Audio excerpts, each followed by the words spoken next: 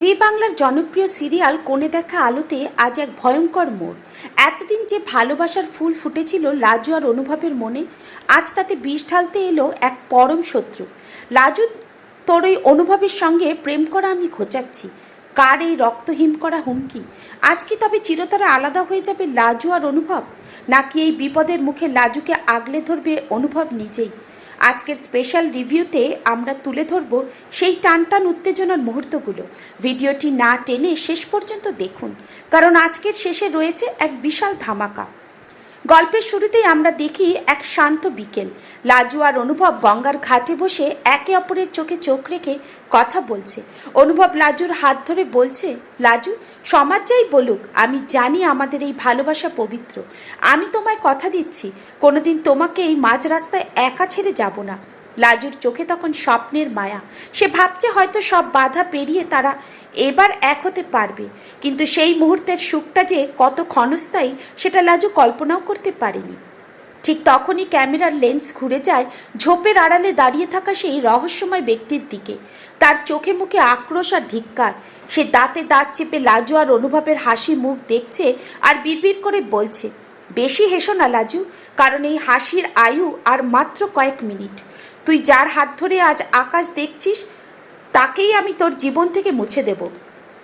এই ব্যক্তিটি আসলে কে? সে কি লাজুর পরিবারের কেউ, নাকি অনুভবের অতীত থেকে উঠে আসা কোনো বিষাক্ত ছায়া? অনুভব লাজুকে বাড়ির কাছাকাছি নামিয়ে দিয়ে চলে যেতেই সেই ব্যক্তিটি লাজুর সামনে এসে দাঁড়ায়।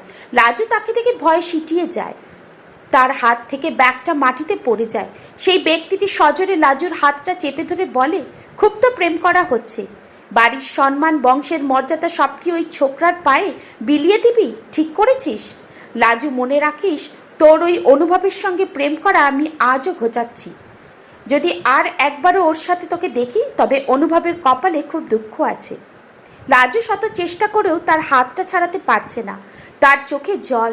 সে আর্তনাদ করে বলছে, আপনি ভুল বুঝছেন, অনুভব খুব ভালো ছেলে, ও আমাকে সম্মান দেয়। কিন্তু সেই নিষ্ঠুর মানুষের মনে দয়ার কোনো বালাই নেই।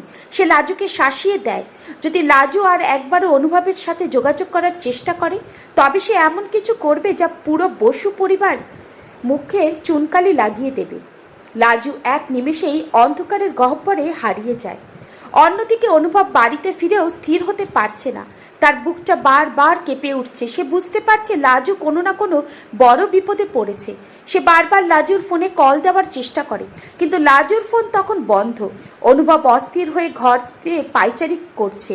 সে ভাবছে, কেউ কি তবে তাদের উপর নজর রাখছে? কেউ কি তবে তাদের এই সম্পর্কটা নষ্ট করতে উঠে পড়ে লেগেছে? অনুভবের চোখে এখন সংকল্পের আগুন। সে যেভাবেই হোক সত্যিটা বের করবে। ভিডিওর এই অংশে দেখা যায় লাজুর বাড়ির ভেতরের দৃশ্য। সেই শত্রুটি এখন বাড়ির বড়দের কান পড়া দিচ্ছে। সে তিলকে তাল বানিয়ে লাজুর চরিত্রের ওপর কাদা ছোড়া শুরু করেছে। সে বলছে, লাজু তো আমাদের বাড়ির মান সম্মান সব ধুলোয় মিশিয়ে দিল। একটা বাইরের ছেলের সাথে সে নোংরামি করে বেড়াচ্ছে। বাড়ির বড়রা যখন এই কথা শোনে, তখন তাদের রাগ সপ্তম আকাশে চড়ে যায়। লাজুর বাবা মা পর্যন্ত লাজুকে ভুল বুঝতে শুরু করেন। ঘরে বন্দি লাজু এক কোণে বসে ডুকরে কাঁদছে, কিন্তু হঠাৎ তার মাথায় আসে অনুভবের সেই কথাগুলো। ভয় পেও না লাজু, আমি আছি তো। লাজু নিজের চোখে জল মুছে ফেলে। সে বুঝতে পারে ভয় পেয়ে পিছিয়ে গেলে চলবে না। যে মানুষটি তাদের হুমকি দিচ্ছে, তাকে রুখে দাঁড়াতে হবে। লাজু মনে মনে শপথ নেয়, যাই হয়ে যাক, সে তার ভালোবাসাকে অমর্যাদা হতে দেবে না। সে ঠিক করে যেভাবেই হোক অনুভবের কাছে এই খবর পৌঁছতে হবে। শিরিন বা সেই রহস্যময় শত্রুর পরবর্তী চালটা আসলে কি? তারা কি লাজুকে জবরদস্তি অন্য কোথাও বিয়ে দিয়ে দেবে, নাকি অনুভবকে মিথ্যে কেসে ফাঁসিয়ে জেলে পাঠাবে? আজকের পর্বের শেষে দেখা যায় লাজু জানালার ধারে দাঁড়িয়ে আকাশের দিকে তাকিয়ে আছে, আর ওদিকে সেই শত্রুটি একটি ধারালো অস্ত্র হাতে নিয়ে হাসছে। এই দৃশ্যটি দর্শকদের মনে হাজারো প্রশ্ন তুলে দেয়। কি হতে চলেছে আগামীকাল? বন্ধুরা, লাজুর সাথে এই অন্যায় কি সহ্য করা যায়? অনুভব কি পারবে তার ভালোবাসাকে উদ্ধার করতে? আর সেই রহস্যময় লোকটির আসল পরিচয় কি? আপনাদের কি মনে হয়, লাজু কি পারবে তার মর্যাদা রক্ষা করতে? আপনাদের মূল্যবান মতামত আমাদের কমেন্টে অবশ্যই জানান। ভিডিওটি ভালো লাগলে একটি লাইক দিন। তবে কোণে দেখা আলোর প্রতি মুহূর্তের আপডেট সবার আগে পেতে আমাদের চ্যানেলটি সাবস্ক্রাইব করে বেল আইকনটি বাজিয়ে রাখুন। দেখা হবে পরবর্তী ভিডিওতে। ধন্যবাদ।